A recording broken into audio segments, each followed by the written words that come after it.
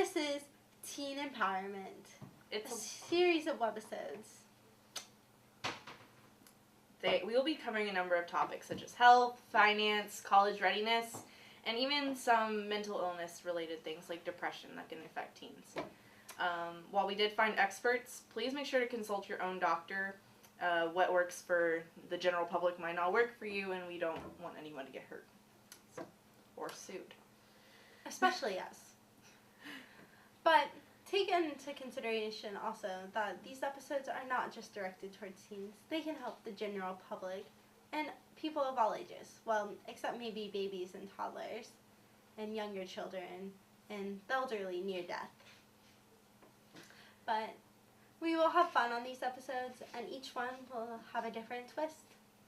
So stay tuned. Our first episode is coming up. Hey guys!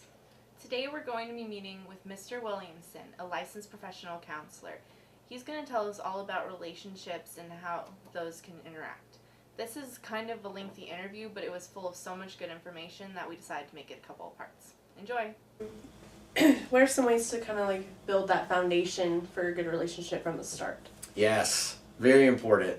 I would say, just in general, one of the most important things is that you be yourself. Just be yourself. Don't try to be somebody you're not. Be who you are. And to me, why that's so important is because when two people come into a relationship and they're accepting of who they are, then it's easier for that relationship to have a good balance to it. They can help each other to grow as people and in the friendship, but they're not worried about pressure to be something that they're not. They can really just be themselves. And so when it comes to a good relationship, that I think is one of the most important things. There's a security in who I am and things that I enjoy and like and things I'm interested in. So being yourself, I would say, is one of the very first kind of foundational pieces. Another I would say is really important is honesty. You know, honesty is one of those things in a relationship. If that's missing, then it's going to create problems. And so honesty is where you are honest with yourself about your own emotions, your own thoughts. That honesty really starts there, and then you're willing to be vulnerable to actually share that. In a really good relationship, that happens, where there's not only an interest in the other person, but there's a willingness to actually share as well. And that kind of a mutual sharing creates a stronger relationship. And so the honesty really kind of gets that going. Honesty with self and then being honest with the other person. And then I think another really important thing is loyalty. You know, when you think about a friendship, loyalty gives such security so that I just don't have to be worried that if something that looks a little better comes along, I'm just going to kind of get dumped. You know, and so whether that's a friendship, whether that's a dating relationship, whatever that is, that there's some kind of loyalty there, that I don't have to be so insecure over being somehow the best, that instead there's like, you know, our relationship matters to both of us. And so, you know, even if something else comes along, I'm not going to just kind of get thrown aside and left for this better thing that's coming along. Instead, you know, we're going to talk. If our relationship starts to change, we're actually going to have conversations about that. And then I think also, you know, when it comes to a relationship, part of what's really important is to understand this relationship is not about me. And, you know, because sometimes relationships, it's almost like we need to be doing everything I want to do. We need to be doing the all the interests that I have.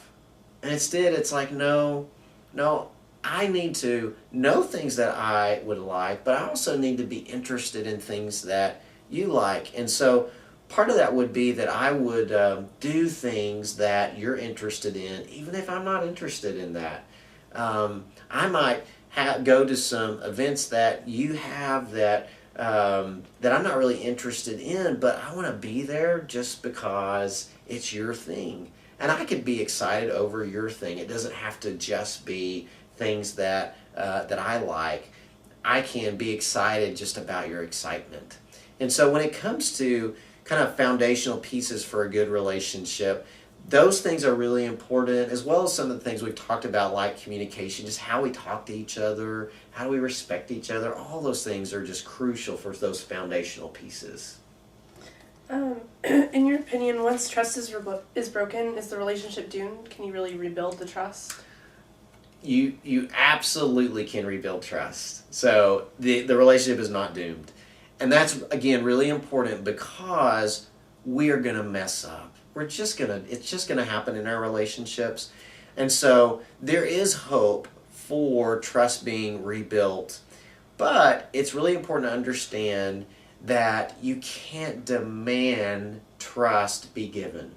Trust is one of those things where in a relationship, if there is mistrust, so there's kind of a break in the relationship, it's going to be important to have a process that really allows trust to be rebuilt.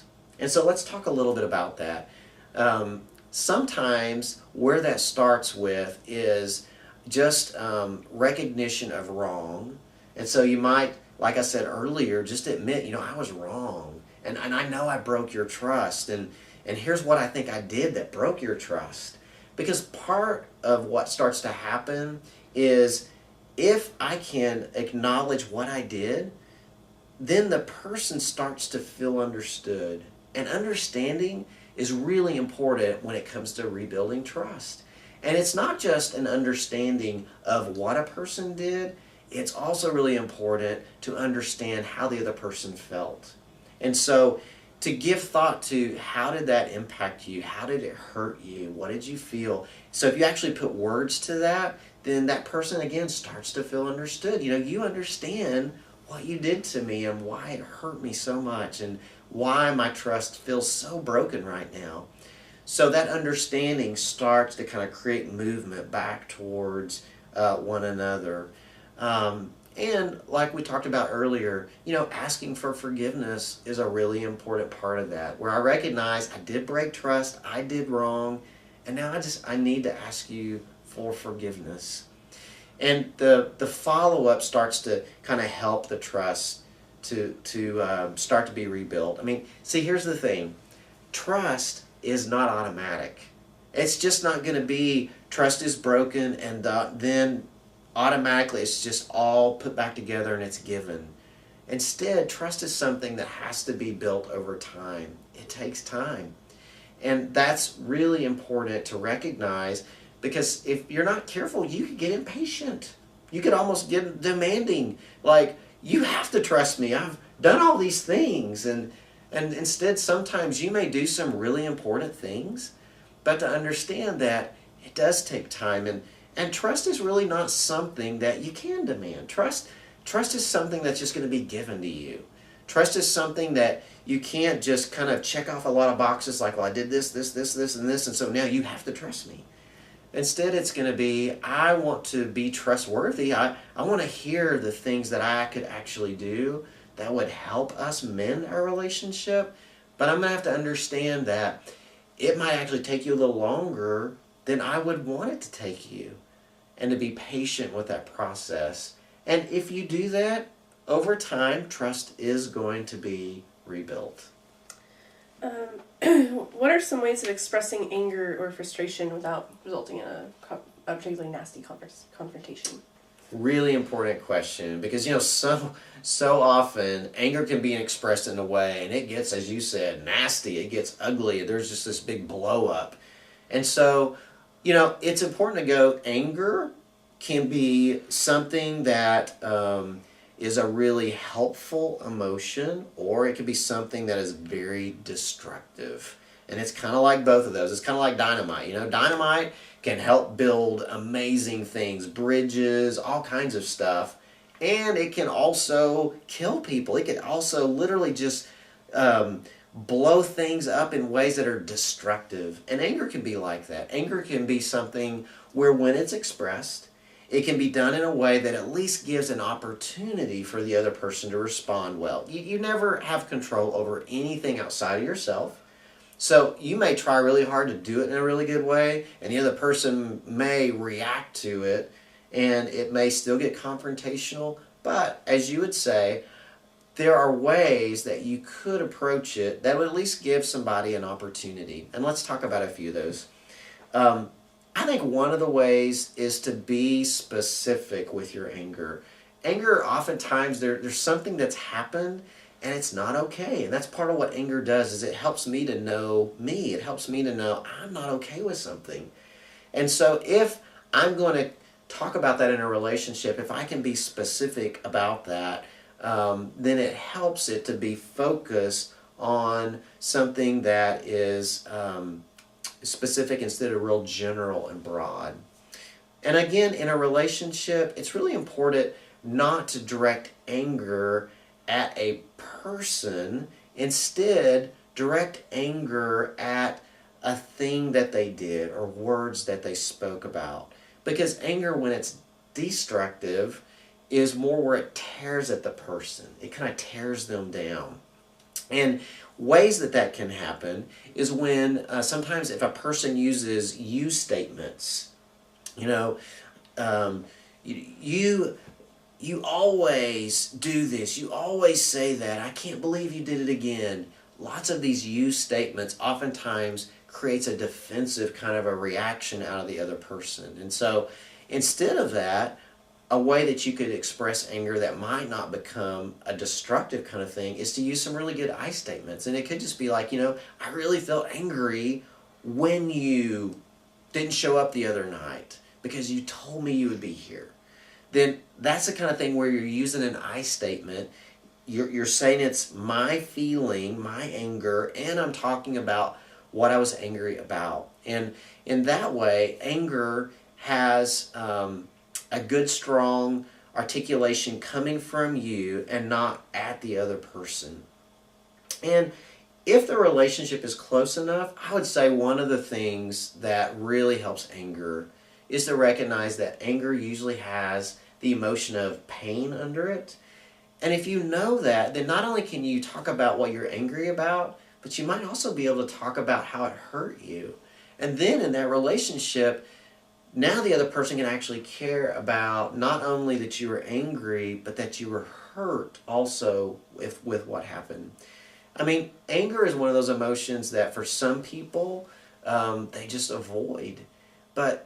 Or they avoid because they've decided it's something that's just always unhealthy, and that's just not true. The question itself that you ask helps us to really go, anger is important. We just need to approach sharing it in a way that can help the relationship instead of tear it apart. Thank you so much for watching our videos. If you have any comments or questions, feel free to leave them below in the comment section or even message us on Facebook. Yeah, we'd love to hear your suggestions too, if maybe you want another video made about some other topic that we can help you out, like picking out cool stuff for your dorm room. We are both going through the college dorm room experience at the moment, and we would love to answer any questions about preparing for that experience, getting through it, or any advice on how to make it easier. Yeah, so just let us know what you think. Thank you so much for watching.